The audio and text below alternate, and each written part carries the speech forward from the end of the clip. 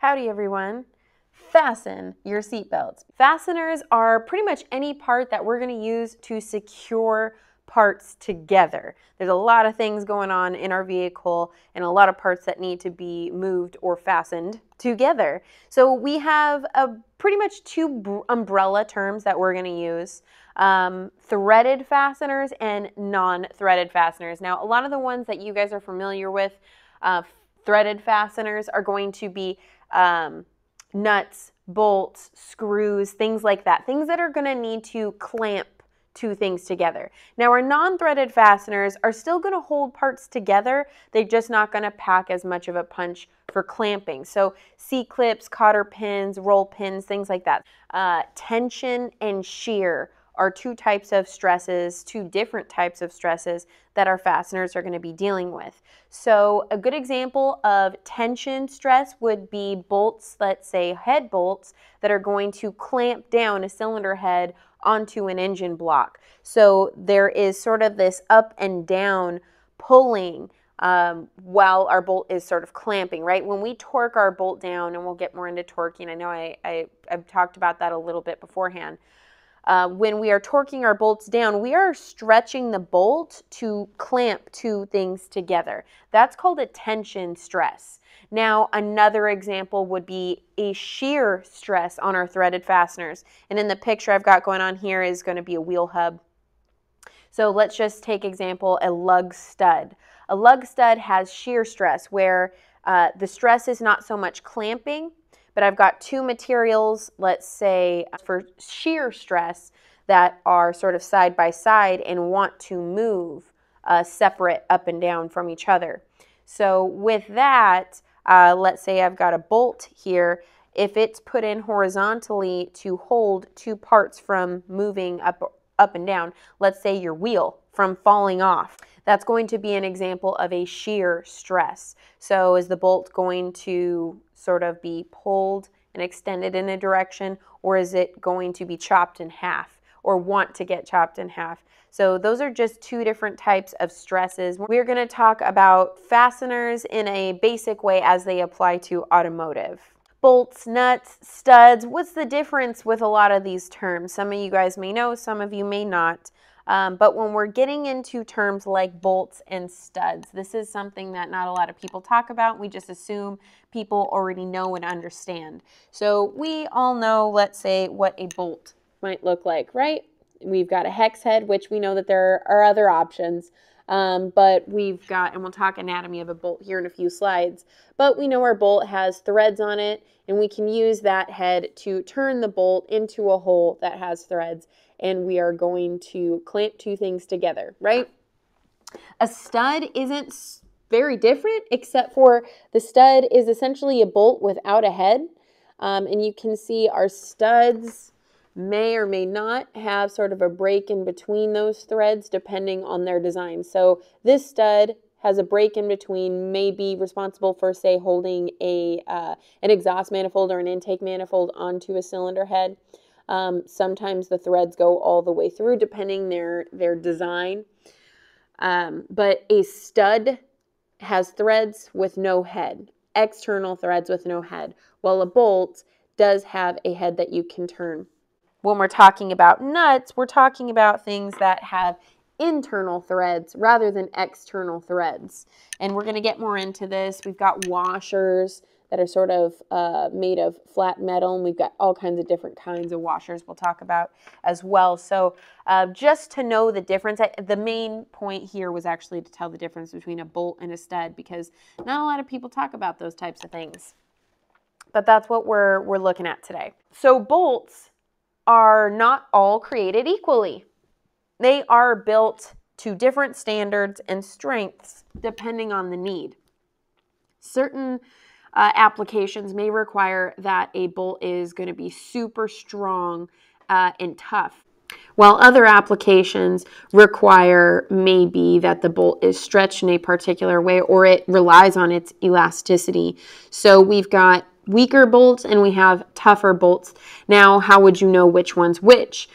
Because you don't want to mix those up, right? If I want to hold a seat into a car, it's probably really important that that bolt doesn't break, especially in the event of an accident, right? So we're going to need a bolt that's going to be tough enough to be able to withstand some serious stresses. While, let's say, an exhaust bolt, if it's too tough, it will actually sort of vibrate and wiggle its way loose. So there are certain times where you want bolts that are weaker and certain times where you want bolts that are tougher. Again, back to how can you tell? So bolts have different grades and or classes. First, grade and class are really referring to the same thing. It's just sort of a different system in which we sort them in. So standard bolts, meaning the bolts that you're going to use standard tools with, like a 1/2-inch socket or a 3/4 socket, whatever it might be, right? A standard socket is going to fit on a standard bolt, and a standard bolt will have a grade. And I've got some pictures here in a minute, but just so you know, metric bolts have a similar system. They just don't call it grade, they call it class. They're both referring to the strength requirement for a fastener. Now, it's really important that you pay attention to the specification when you are replacing a fastener. A sort of good, just sort of rule of thumb is to, if you have to replace a fastener, replace it with what came out of it. But you also have to remember that sometimes somebody else might have worked on the car and replaced that fastener with one that is not as tough or is too tough for the application.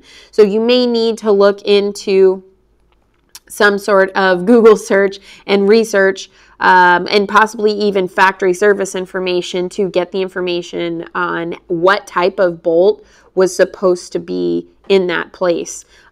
This becomes really important, more so for some parts, not as much for others. So if I'm talking about a suspension or brake component, I really want to make sure that I'm using the bolt that is going to take the amount of stress that and the type of stress that it is meant to, because suspension and brakes, you're dealing with people's lives, because if a suspension bolt breaks potentially, or a brake bolt breaks two different types of brakes, that could cause an accident that could potentially be fatal. You know, if that causes somebody to get into an accident and lose control, and there happens to be a cliff that they go off of, you know, this is some important things that you really want to pay attention to.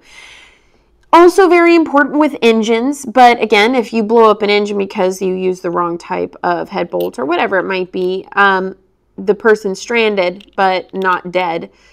Still very important, because we're talking high dollar stuff. So it's just important to know what type of bolt goes where. Now, when you're dealing with maybe interior parts, it's not as crucial, but it's always a good idea to know what bolt should go in the spot. Let's say if a bolt breaks, then you know you're using the correct replacement. Back to our bolt grade versus class. So standard bolts, you can always tell as long as they have a grade.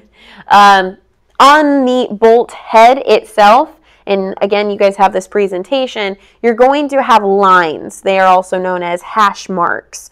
The amount of hash marks or lines on the bolt head is going to tell you how tough that bolt is. So I've got a picture here that you can go off of, but if you look real close to that bolt, see if that camera, there we go. If we look real close, we can see that bolt has 4 lines on it, or 4 hash marks. That actually is the only standard bolt I have here. So this is actually a good example to use because you don't have this one on your chart here. If you see no marks, that's going to be really hard to tell whether it's standard or metric. So that one's sort of tough, but they're generally going to be very low strength. You know, whether it's metric or standard, it's a low strength bolt, grade 1 or 2. These in industry, sometimes you'll call them butter bolts because they are very weak in comparison. They are meant for applications where you need some stretching, but know that they will strip out a whole lot easier and they are weak. You're not going to use one of these bolts to hold a seat into a car because if a customer gets into an accident and that bolt breaks and they go flying through a windshield because the seat came out of place, that can come back on you. And even if it didn't legally, that's something you don't want on your conscience. So just an example of a butter bolt.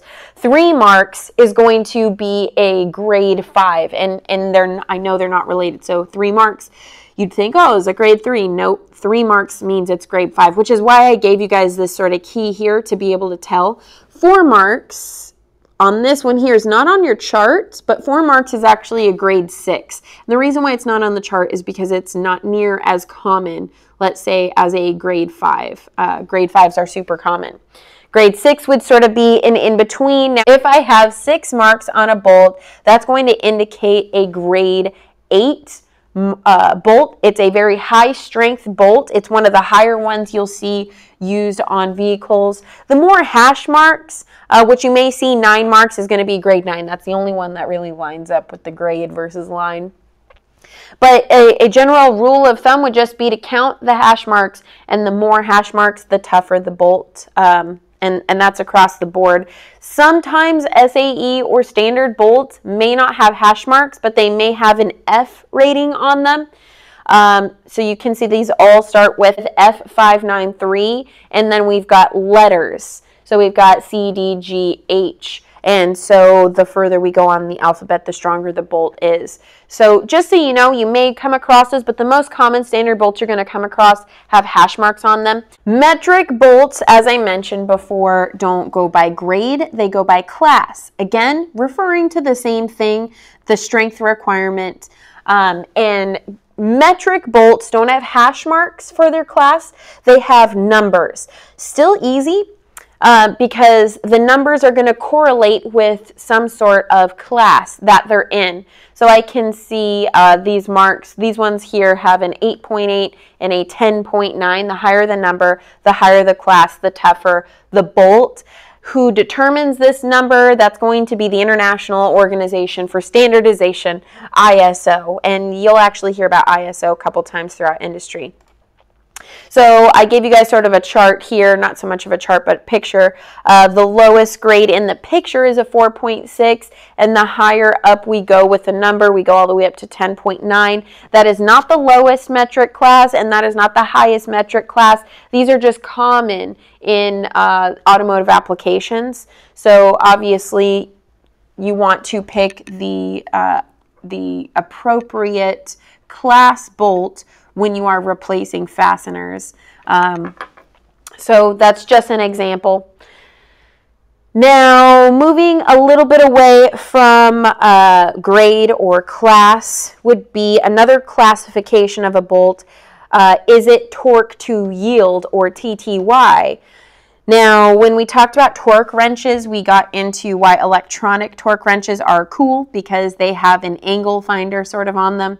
That's what these bolts are going to need. Normal bolts are going to have some sort of torque specification, let's say 25 foot-pounds, right?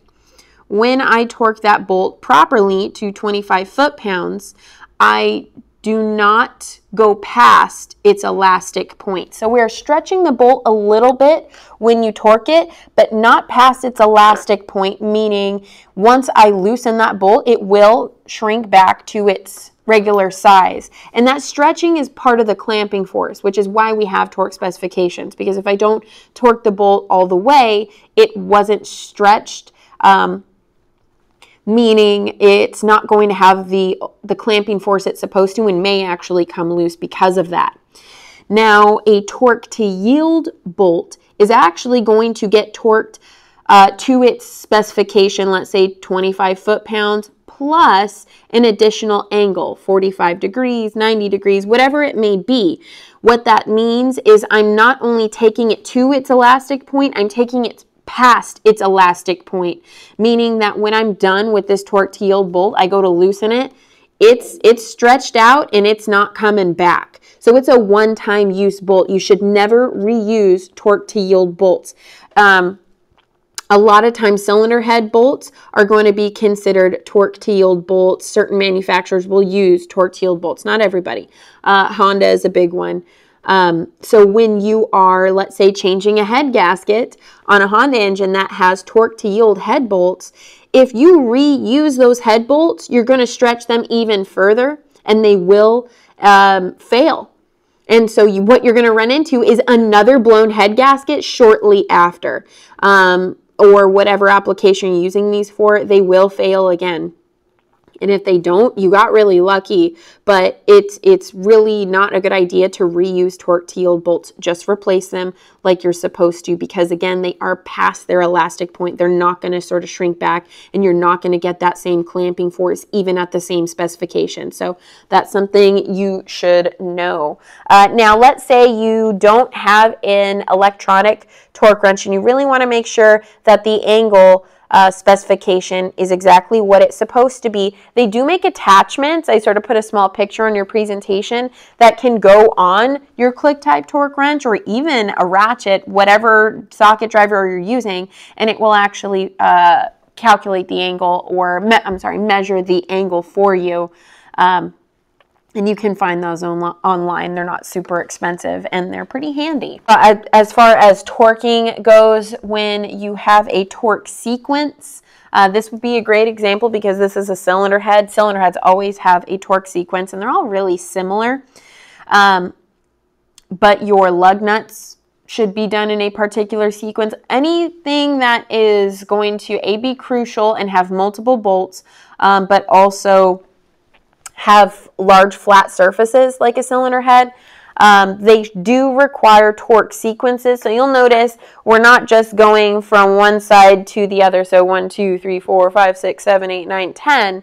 Instead, what you'll notice is we start 1 right in the middle, 2 also in the middle, and then we sort of work our way side to side all the way out. So we've got 1, 2, 3, 4 right next door, 5, 6 on the other side right next door, 7, 8 at the end over here, and 9, 10 at the end over here. So the benefit to doing this is if I have a flat surface, say like a cylinder head, I am torquing down the middle and working my way out to flatten. So we have a nice, flat, even surface.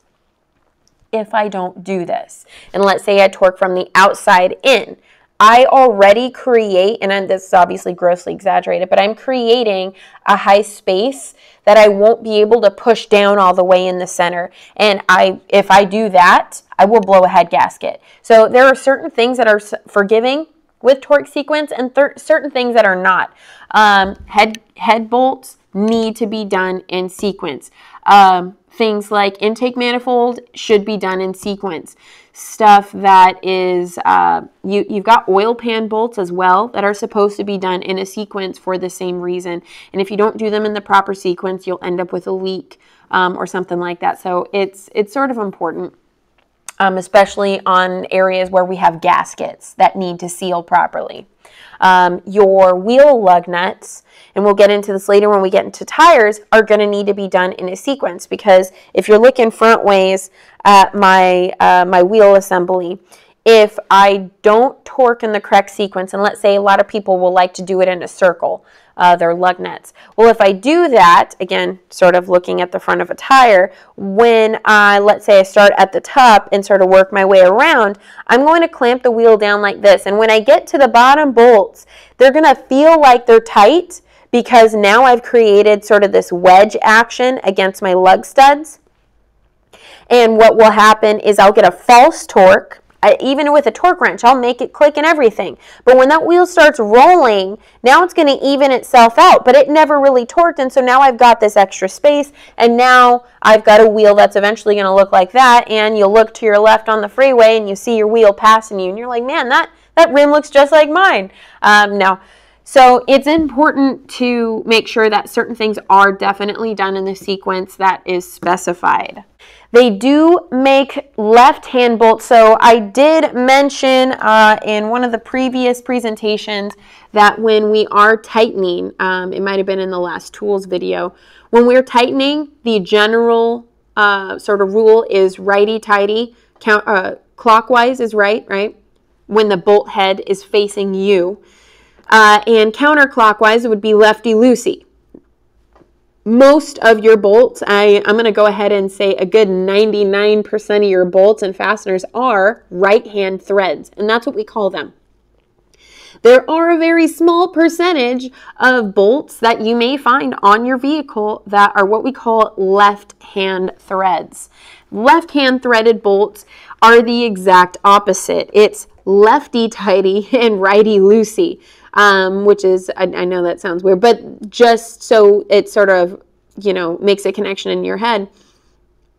If you're lucky, these bolts will have a big old L on them. Not because they're losers. That is to indicate to the technician, hey, stop what you're doing. Make sure you're moving the bolt in the correct direction. So, this is a picture of a bolt with an L on it, and here's a lug nut with an L on it, which that would totally suck because those are so few and far between, and the L is on the side of the lug nut, which when it's installed on the vehicle is not super easy to see, but it's always important to pay attention. If something is really not coming off, you may want to double check that you are in fact turning a fastener in the correct direction. So just FYI, these bolts do exist. They're just very few and far between. Now, when bolts fail, they will generally fail in either our bolt being sheared. So remember I talked about shear stress. If it's under too much shear stress than what it's rated for, that bolt will just simply break in half, right? If I am using a bolt that doesn't have as much clamping force as it should, or let's say I'm torquing it down too far, I may have a thread failure, which will then lead to a bolt fracture. You can see the bolt just pretty much twisted off like taffy. But before that happens, you'll start to feel the bolt like loosen when it's not supposed to, and that's your indicator. You should probably take that fastener out rather than continue to try to tighten. And after you break enough bolts, you'll get the feel for it. You'll get plenty of practice eventually. This is just something that you kind of have to grow a feel for. But hopefully when you are tightening something, if it's tight and it starts to feel like it's loose, if at all possible, try to get that sucker out. Because that bolt's about to break and reach a bolt fracture point. So just FYI. Now, when things go wrong, and let's say a bolt doesn't want to come out, sometimes you have to cut it. Sometimes, let's say I am trying to remove a bolt that won't come out. Heating it up can help. Especially rusty bolts, it can sort of help break that bond. Just always be mindful of rubber components around them. This is a picture here of a helicoil set. So if I stripped the internal threads on, let's say, a block or a bracket, then I'm going to have to insert new threads. If I am able to, let's say I haven't gotten that far down the road, let's say the threads just need to be cleaned up. We did talk about taps and dies in your last tools video. So here's a picture of our tap and a picture of our die for studs there. Now let's get into the sort of anatomy of a bolt real quick here before we get into bolt sizing. So we can see here our bolts have, and it doesn't mention this here, so you may want to make note. This top here is our head, which makes sense, right? It's the top of the bolt. That's your head. The part with all the lines on it, right, like this bolt here, the part with our threads on it, those are our threads. So we've got our head, we've got our threads. What about this section here in the middle where we have no threads? That's called a shank, kind of like a prison shank. So head, shank, and threads. And it's important, not all bolts are created equally. You can see one bolt here has no shank at all. It's all head and threads, while this one has a shank. That shank is actually going to be the stronger part of the bolt and is a lot of times going to be made for a shear stress of some sort. So don't take a bolt that stock came with a certain length shank and replace it with a bolt that has no shank, because threads mean there are pieces of the bolt that are cut out and it makes it weaker. So it's super important that you replace bolts with the same type of anatomy and style than as the original bolt. So with that out of the way, when we're referring to bolt sizing, like the length of a bolt, let's say you go to Ace Hardware or you go to McFadden's, whatever it might be, you're going to get some new bolts to replace maybe ones you broke or ones that were lost. You need to know when you're referring to a bolt size, it's not the entire bolt from the top of the head to the bottom. The size of the bolt is actually from the bottom of the head to the bottom of your threads. So make sure you are very clear when you're ordering new bolts or buying new bolts that those are the measurements that you're taking. Also referring to when let's say I need a 10mm bolt or a 1/2 inch bolt, that is not referring to the head size, just so you're aware. So if you're asking the person at McFadden's or Ace Hardware, wherever your bolt store is, I need a 10mm bolt, don't expect them to give you a bolt with a 10mm head. It might have a 12mm head. What you just referred to was your bolt head, but what the actual measurement is and what the bolt person's going to think is that you're referring to the bolt diameter. So if I need a 10mm bolt, that means the diameter of my bolt is 10mm, not the head of my bolt. So just keep that in mind, because that's something I learned the hard way when I was a young technician. I didn't understand. I didn't know. That part wasn't part of the basic principles class like it now is. Now, I really want to get into thread pitch, because this is another thing that is going to be really useful for you to know when you are purchasing, let's say, new bolts.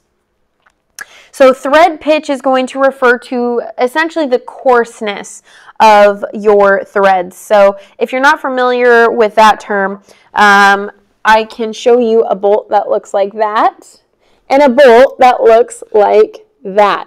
And you can see right next to each other, side by side, we've got coarse threads and we have fine threads. So thread pitch is really going to tell us how coarse or fine those threads are, because they are different all over the place.